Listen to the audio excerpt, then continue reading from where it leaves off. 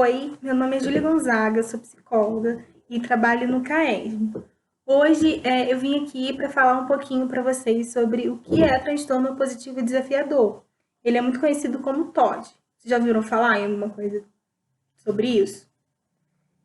Bom, todo mundo já conheceu uma criança desobediente, né? Todo mundo já viu uma criança pirracenta, pode ter sido na família, pode ter sido na rua.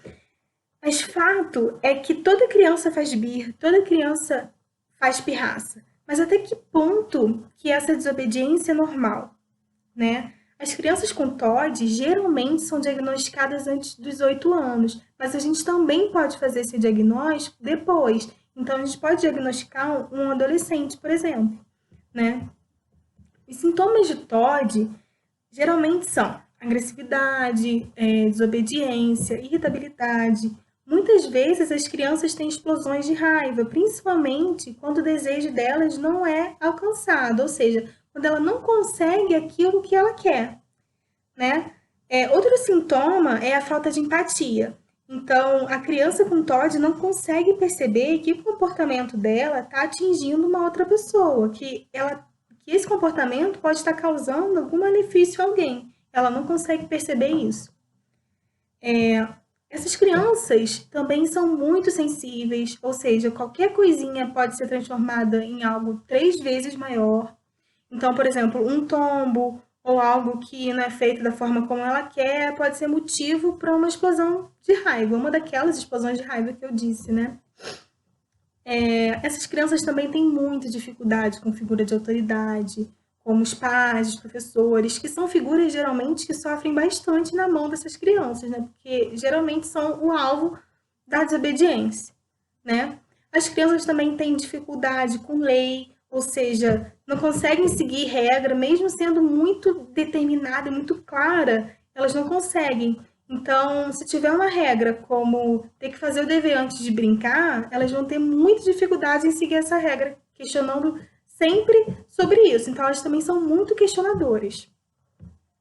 As crianças com TOD também tendem a se desresponsabilizar, ou seja, nunca é culpa dela. Sempre o que ela fez não foi culpa dela, foi porque alguma coisa aconteceu, alguém fez alguma coisa, alguém falou alguma coisa. Então, assim, ela sempre tenta tirar a culpa dela, sempre se desresponsabiliza. Então, para ser diagnosticado com TOD, a criança tem que apresentar esses sintomas que eu falei agora por pelo menos 6 meses. Então, a gente tem que prestar atenção, porque não pode ser só por um período, não pode apresentar esses sintomas só por uma fase.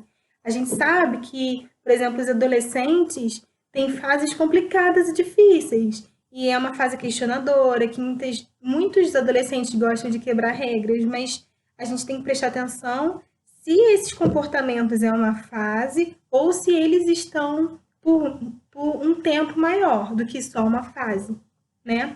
Outra coisa que a gente tem que prestar muita atenção é que quando esses comportamentos começam a afetar o convívio familiar, o convívio social, afeta o desempenho acadêmico, isso tem que chamar nossa atenção, porque isso pode ser um problema, né?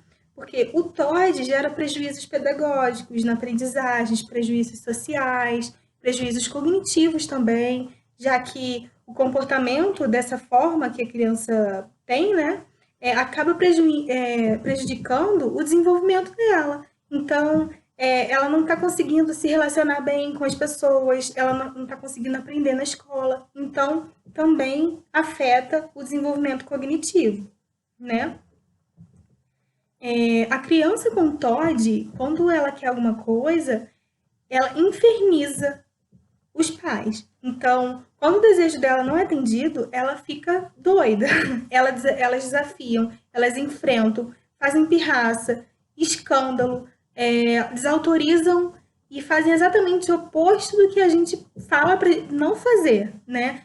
Fazendo só o que elas querem. O que a gente tem que ter em mente é que essas crianças gostam de testar, gostam de ver qual é o limite, né? Então, se elas querem comer um doce antes do almoço, por exemplo, os pais não deixam, essa criança vai chorar, vai espernear, vai gritar, até conseguir o que elas querem.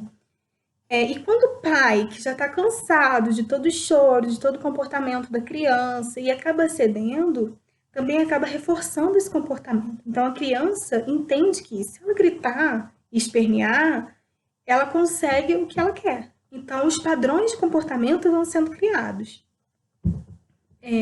Esse transtorno causa nas crianças também sentimentos muito ruins. Essas crianças não são felizes, principalmente por conta da interação social. Elas têm poucos amigos, os amiguinhos não querem ficar perto delas, porque quando elas querem brincar, elas querem que a brincadeira seja da forma como elas querem. Tem que ser tudo do jeito que elas querem, senão é motivo de briga. Interação social também em relação à família. Muitas vezes a família acaba se afastando, porque os pais têm medo de passear com essa criança, de interagir mais com essa criança, porque esse comportamento pode vir à tona. Então, os pais acabam, sem querer, se afastando um pouco delas. Outra questão que o TOD causa na criança é a baixa autoestima, porque toda a atenção, principalmente dos adultos, está direcionada para as coisas ruins que elas fazem. Então, o comportamento ruim é a maioria dos comportamentos. Então, a gente está sempre focado, a nossa atenção está sempre direcionada para esses comportamentos. E as crianças também acabam prestando atenção só nessas coisas ruins que elas fazem, né? Outra coisa que o TOD afeta é as crianças têm muita baixa tolerância à frustração. Então a gente tem que tomar cuidado, porque essas crianças elas têm mais chance de se tornarem adultos com problemas de abuso de substâncias e álcool. Então, por conta dessa baixa tolerância à frustração. Então a gente tem que ficar muito atento a isso. Bom, o tratamento para TOD é uma combinação de vários fatores. Cada criança responde a um certo tipo de tratamento, mas geralmente é utilizado o uso de medicamentos junto com a terapia, né? As crianças geralmente chegam no consultório de psicologia encaminhada da avaliação psicológica e o tratamento é feito em parceria com os pais e a escola. Durante a terapia da criança, a gente trabalha muito técnicas por meio lúdicos, né?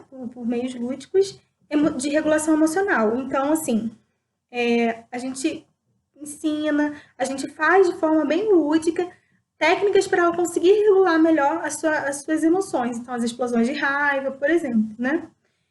A gente também trabalha as emoções, que, como eu disse, essas crianças estão muito focadas na emoção de raiva. Então, a gente tenta mostrar que existem outras emoções, que para abrir mais esse campo de visão das crianças, né? Então, elas vão começar a perceber que existem mais emoções. Então, muitas vezes, o que elas acham que é raiva não se demonstra daquela forma, porque pode ser uma tristeza, né?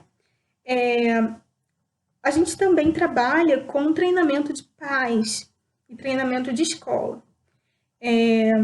Então, é muito importante que, durante o tratamento, todos os envolvidos na educação da criança estejam no tratamento. Então, médico, pediatra, neurologista, psicólogo, professores, entre outros profissionais, os pais também vão estar sempre em contato para um melhor tratamento, para que a gente consiga melhorar esses comportamentos da criança. Então, a gente tem que estar bem em sintonia, né?